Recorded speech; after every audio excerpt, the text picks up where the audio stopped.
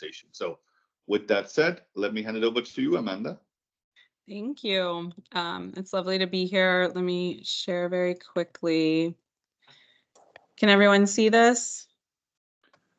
Yes. Yes. Who am I? So, Tigran, I loved hearing all the intros and getting to know kind of who's on the call. I'm from Audi. I've worked at Marriott. I have a lot of nonprofit experience. I have about 18 years in digital, which is feeling like a ton, like I'm a dinosaur, but I also feel like it's just the start, and there's so many new different pieces kind of coming out of COVID over the past couple years. I've worked in 3 different digital transformations. I think that's been the hip term, right? Where you go from project to product, or you organizationally kind of look at bringing digital to the forefront.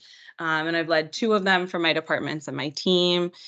And then from a context perspective, like when we look at, CMS or commerce, right? A lot of my background has really been spent in personalization, right? Data collection, changing the customer experience, commerce pieces, and then also analytics. So it's a pretty big breadth, and I've been really lucky at the organizations that I've been in where they've really seen importance in that, but it's also been a little bit of a hodgepodge where when these things are coming out, they don't necessarily know where to put them, right? Are they their own team? Or are they a smaller kind of subset? And so, I've really been able to build out departments that have been a little bit like task force to kind of get these things up and running for the organization, operationalize them, the change management aspect of them, and then kind of move on to the next.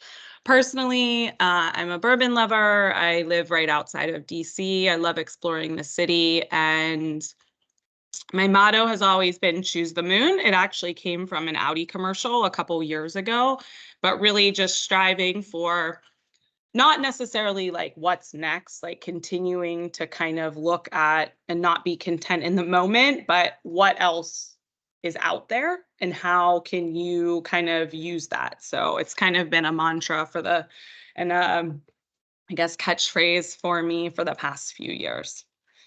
So for me, my mission, whenever I'm looking at technology, whether it's been in hospitality or automotive, is really to develop capabilities, right? To understand what the organization needs, to really bring that. And sometimes it's a combination of things like commerce and analytics, or commerce and something like a Salesforce, right? But that it really evolves the company and the digital and the customer experience. And ideally, it's scalable. I spoke a minute ago about change management, but with so many of the things, as you guys introed yourselves, that we work on day to day, sometimes the implementation and standing it up is part one, but the really tough part is the change management of getting everybody to come along with you.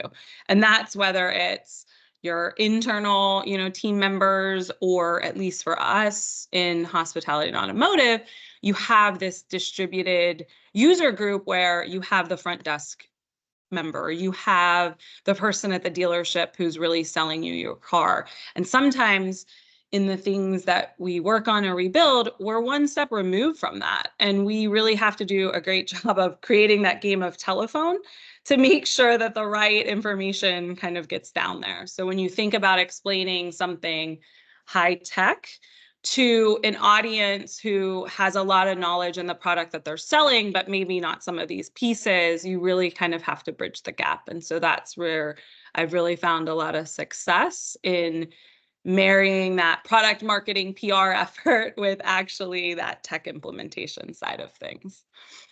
So for us, when I look at kind of the themes for the year or some of the pieces, I don't think I'm going to tell you anything that you may not have already heard, but hopefully this grounds it in a way that you can use it. And I would love to learn more about what you're planning within your organizations as well in some of these areas. So AI, right? The buzzword of the year, the month, the day, I think I hear it regularly. But I think where companies are struggling right now is, what does AI mean to me, right? Of course you need it. Of course it's starting to come to the forefront of operationalizing your development. It's helping with your content. I'm sending out one email, but all the smart things behind it is giving all the customers the right content. But where I've really seen a lot of struggle is explaining it in a way that's easy to understand, to get the buy-in for the value, and then to be able to get the runway for the implementation, right? Some of these aren't, I turn it on in Salesforce type of technologies, and it's tough to kind of give your teams the bandwidth to implement this while still, bringing the organization along. I think we found a lot of success where I've worked previously on the operational side.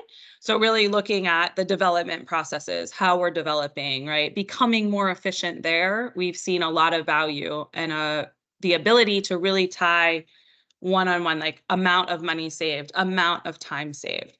What we haven't been able to do yet is connect the dots on the marketing or the marketing automation side, right? It's really made creating content a lot easier, but it hasn't always been as easy to tie a value. So if anyone has any experience there, I definitely would love to hear it. But when I look at kind of larger scale organizations, I think that's where the breakdown has been.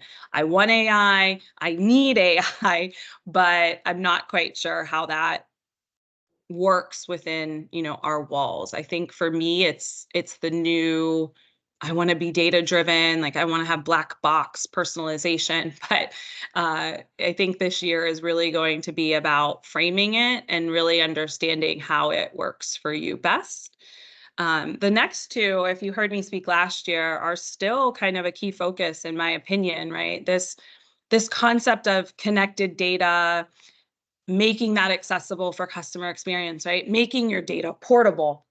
I think there's been a lot of focus the past few years on, service design and GraphQL services, making sure that your, services are smart and your front end is able to kind of pull these directly, all of those kind of buzzwords. But ultimately, I think this is going to be the year of like, what do you do with it? And do I look at the startups and see what they're doing? Sure.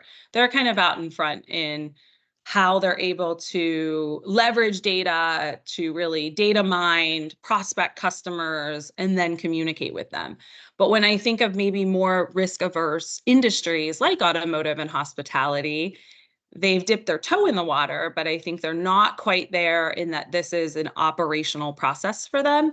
And they're really using it to drive kind of the customer experience, unless it's a very simple owner, non-owner, loyalty member, non-loyalty member, right? I think that's really the opportunity for us as an industry to really look differently on, now I've spent all this time collecting this data, making it easy in the way that I've done my service design. But now how do I really use it? And what additional tools might I need, right? Do I need something as big as a Salesforce, or do I need something a little bit more nimble in the marketing technology to really drive a different customer experience using it? And then e-commerce expansion, I call it expansion. When you introduce yourself on Commerce Tools, that's actually our backbone when I was at Audi. And I think it's not that it's necessarily always just expanding, but I think there's a key focus. And I think we've spent years trying to get everything online, right? Buy a car online, ease of booking for a hotel room, buy this shirt online, one click, right? The Amazon model. But now kind of coming out of lack of inventory and some of the challenges, at least that automotive had the past year, it's changed the buying process again.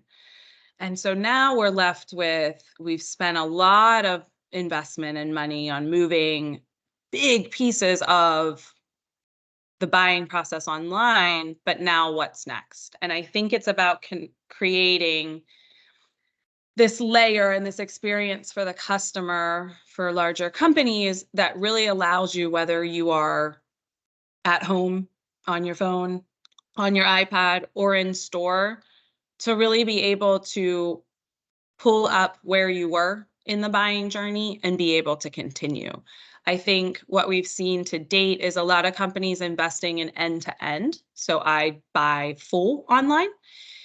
And I think now customers are smart enough where they want to do pieces of the process online, but with the ability to be able to go and, see the products, touch the car, see the different colors in real life. Especially if you look at EV purchases, right? And being able to understand the product, there really has to be a hybrid. And it's wild to say in 2024, you go back to a brick and mortar sales process. I'm not saying that either. It's not an either or, but it's really about kind of packaging a process that is linear enough and modular enough that a customer can choose kind of where they're interacting with your brand. So that's kind of where I see, lay of the land for this year. Again, I'm going to stop sharing so that I can see all of you. I'd love to answer any questions or hear more. Yes, I think let's steer the conversation a little bit. 3 themes for experience technology this year. I think let's discuss it. Whether you want to talk specifically about what's happening in your organization, or just more broadly about these themes. I think either one is fine. AI. I know I said it 3 times, but that was one of the themes. Then connected data and access to the customer experience was the second one. And e-commerce expansion continues. Anybody wants to chip in, share their reflections on how they're seeing these 3 themes, specific ones?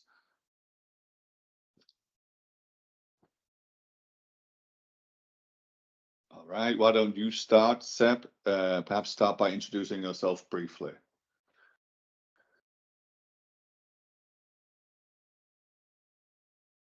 Let's see if audio works to Toronto. So Seb joins us from TELUS, the large telco. There you are. Sorry, I have 2 mute buttons and I only press one of them. So my apologies. So my name is Seb Barr. I'm the digital platform product lead from, and I work at TELUS, which is a 3rd largest telco in Canada.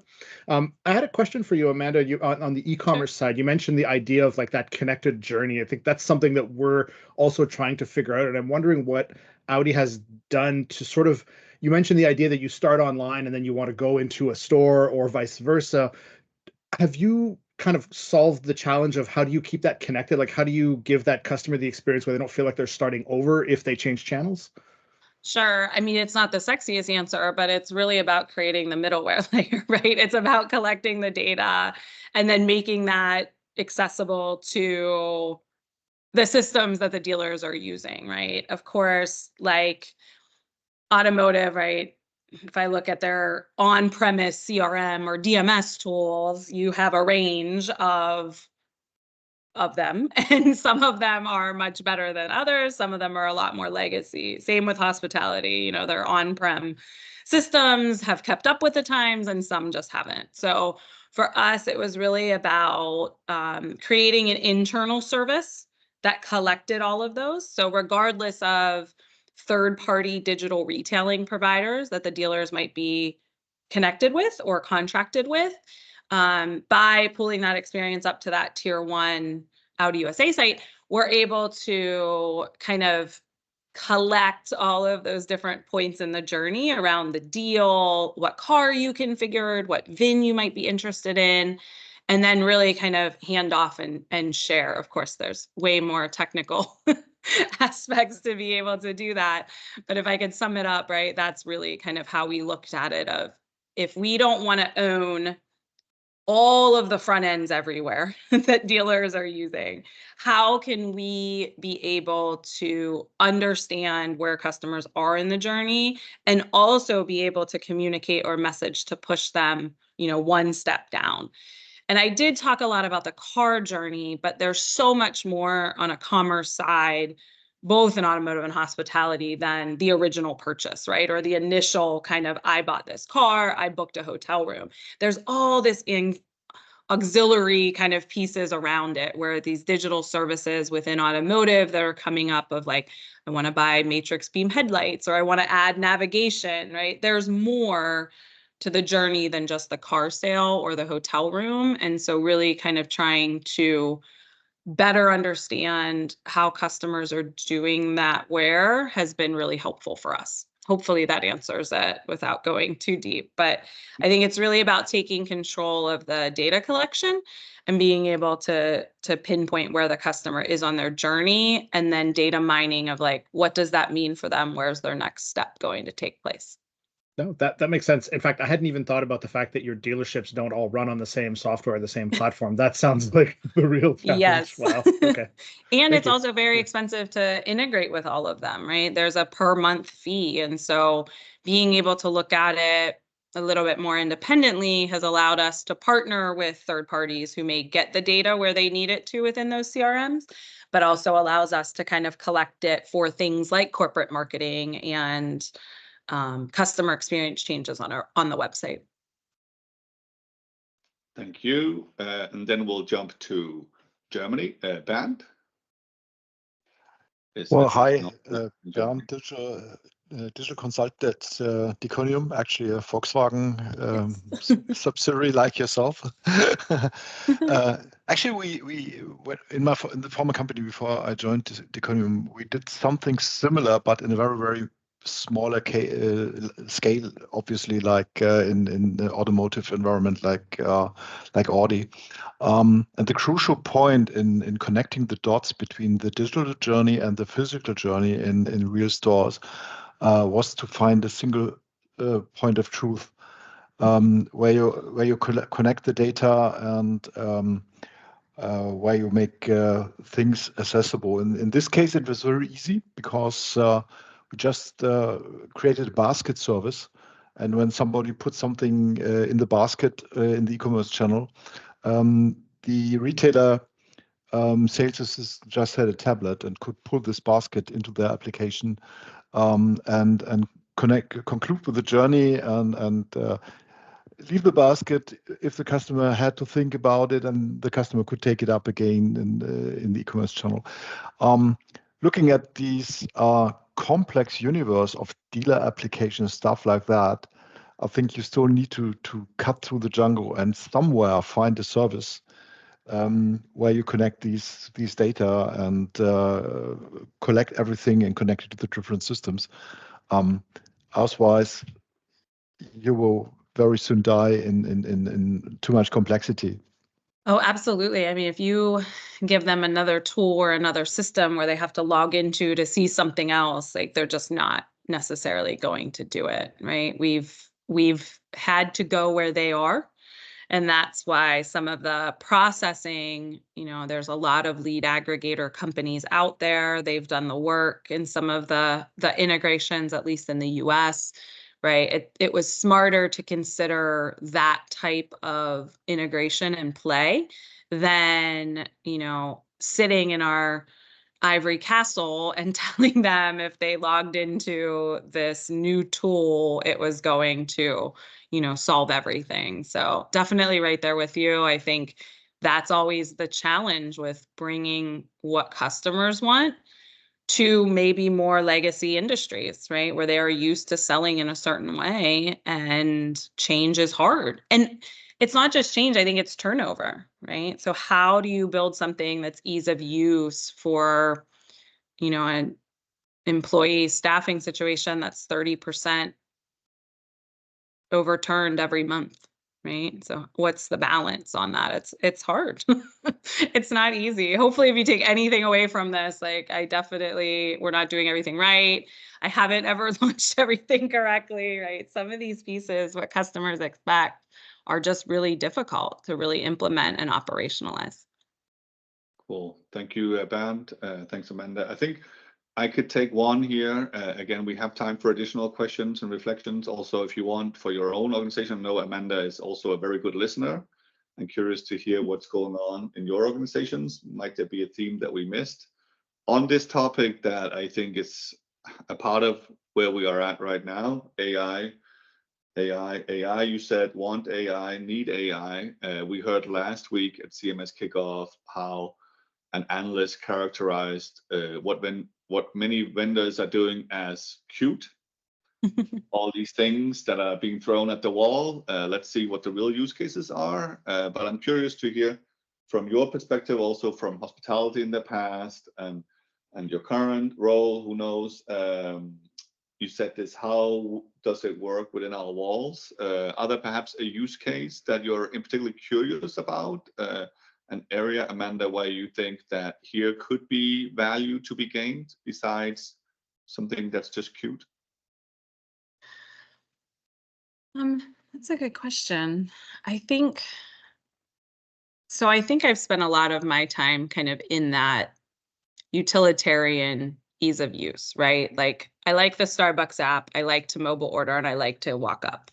I think sometimes I struggle to push myself out of that box to consider, where do I take chances in bringing some of these use cases into the organization, or which ones do I really fight for that may not have an immediate direct return on value. So I think for me, especially in that AI space, it's really about the marketing automation that I personally would love to see come to life, but I'm also on the same time struggling with, of the breadth of use cases you can bring in within marketing automation, and within that, where do you start, right? And then getting into that more analysis paralysis of talking about all of them so much, but maybe not moving forward with them. So I'm not sure I necessarily fully answered your question, because it's actually an area where I'm really unsure of right now of how to be able to really do that. And I see, Kate, you raised your hand.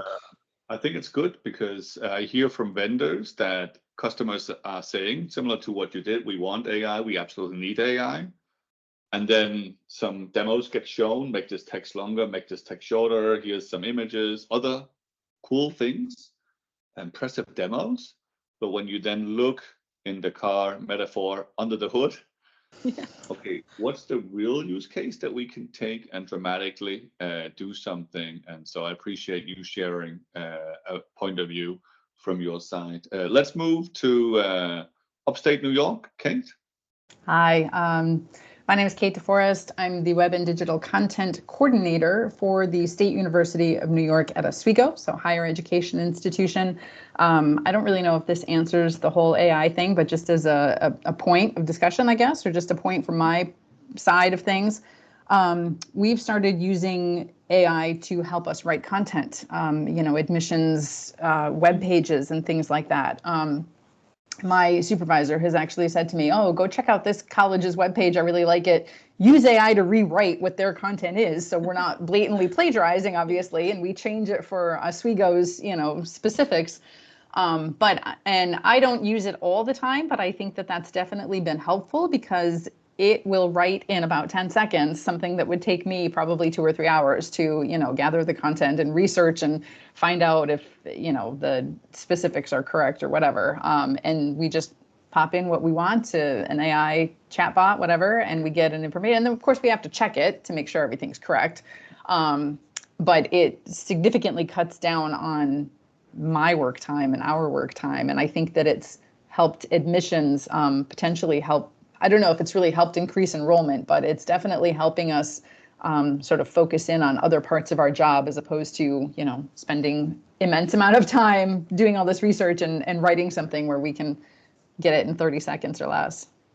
I think you made a really critical point at the end when I map it to maybe a larger scale company, right? You are seeing value in the day-to-day, but how do you plead that case organizationally, right? With things in 2024 like budget cuts, right? And so how do you take that value that you've seen but scale it, right? Or be able to talk about it, or, get people to really want to take a chance on that at a even larger scale. I don't have necessarily the answers for that, but I think it's definitely something that we need to solve. The people who are there and within the organization who really want technology like that. And then there's the 90% that don't necessarily understand what it means, or, understand what you could get out of it in the future, right? That's the bridge that I just haven't quite sure, or haven't quite been able to cross organizationally to really get that value and get that ongoing budget that you really need to continue to invest in some of these tools. So thank Cool. you, Kate, for your perspective. I definitely think that content creation is a good avenue to kind of dip your toe in as you start in the marketing space.